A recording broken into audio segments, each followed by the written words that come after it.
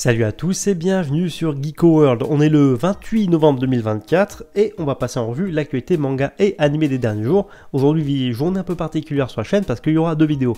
Comme ça fait plusieurs jours que j'ai pas pu parler de l'actualité, comme j'étais overbooké, et ben on va en profiter pour faire deux vidéos d'une dizaine de minutes plutôt qu'une grosse vidéo de 25-30 minutes. Comme ça on pourra plus détailler les sujets, ce sera beaucoup plus sympathique et digeste à écouter et à regarder, puis ça vous fera un peu plus de contenu.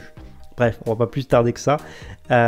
Pour ceux qui l'ont manqué sur la chaîne, on a déjà parlé ces derniers jours du top 10 et plus précisément du top 30 des mangas les plus vendus au Japon. C'est vraiment les chiffres. Donc c'est pas un classement des mangas, on va dire, par qualité, parce que la qualité est subjective. Je veux dire, c'est vraiment, ça dépend de vous. Mais c'est vraiment un classement par vente. Ça veut pas dire que si votre manga préféré n'est pas dedans, ça veut pas dire qu'il n'est pas qualitatif ou c'est pas un des meilleurs mangas ou un des mieux écrits, ça veut tout simplement dire que c'est pas un des plus vendus.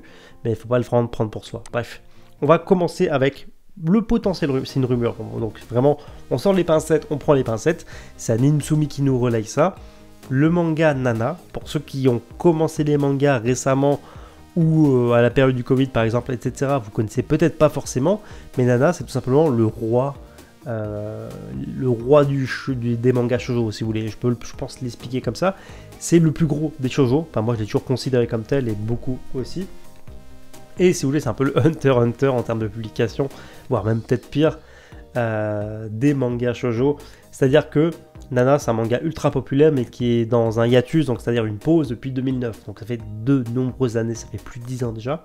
Et Animsumi rapporte que, faut sortir les pincettes, le manga pourrait revenir. D'après un document légal qui proviendrait de Shueisha, il y aurait des discussions en interne pour que le manga Nana reprenne sa publication dans un des magazines de Shueisha. On ne sait pas lequel, hein. Donc ça, on verra bien. On ne sait pas du tout le rythme de publication. Pour l'instant, c'est une rumeur, donc prenez-le comme tel. Mais pour que Animsumi, qui on tape souvent dessus pour rappel, mais est très bien renseigné, c'est lui qui avait des mois en avance relayé le fait qu'il y avait des accords en off qui étaient faits entre Yoshihiro Togashi, l'auteur de Hunter x Hunter, et Shueisha pour que le manga reprenne régulièrement, enfin de façon régulière. C'est lui qui avait mis ça en avant, tout le monde s'était foutu de sa gueule et moi j'avais relayé, on m'avait tapé dessus, mais il avait raison. Donc, à prendre avec des grosses pincettes, mais à suivre, parce que c'est hyper intéressant. Et ouais, Nana, c'est vraiment un des plus gros shoujo ever, si c'est pas le plus gros shoujo. Donc, écoutez, on va suivre ça avec de grosses, avec beaucoup d'attention, quoi. Et on a eu un nouveau trailer et quelques news au sujet de Yaeba, le remake. C'est un vieux manga qui va être réanimé, donc à savoir, c'est un remake qui sera fait par Wit Studio. Donc déjà ça annonce du bon, et ça sortira au mois d'avril 2025. Donc moi je trouve que ça sortira plutôt rapidement. Donc on en reparlera, et le petit trailer, voilà, je vous mets quelques images à l'écran. Je suis très curieux de voir ça, parce que ça va pouvoir remettre ce manga au goût du jour.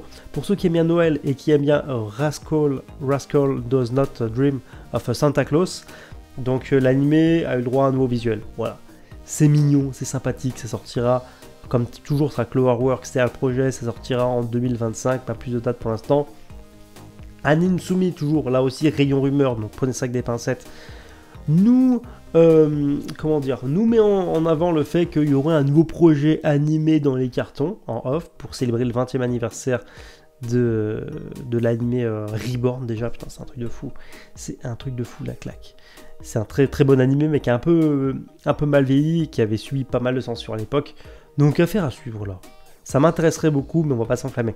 Look Back est éligible, donc à savoir, il est en lice. Bref, c'est tout à fait possible qu'il reçoive un prix aux Oscars dans la catégorie film d'animation. Et donc ça fait extrêmement plaisir, parce que je pense que... Alors on verra, parce qu'il y a vraiment du lourd en face, quoi, dans la concurrence. Mais il y a vraiment moyen que Look Back, je l'ai regardé en VO et en VF. Bon, en VO forcément ça passe beaucoup mieux. Mais il y a moyen que on ait l'Oscar du meilleur film d'animation.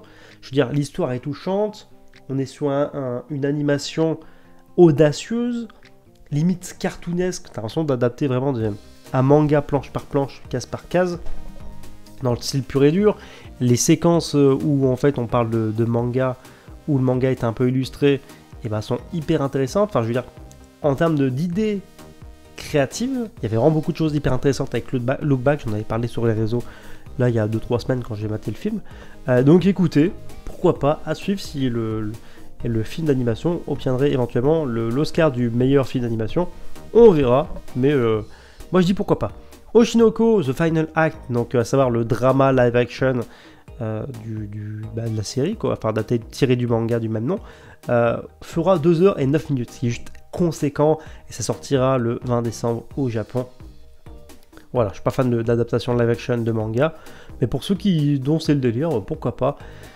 The Quintessential Quintuplets Gotobu no Hanayome Special 2, donc le deuxième TV special, voilà, sera scindé en 2 parties au Japon, et la première sera diffusée le 23 décembre, donc juste avant Noël.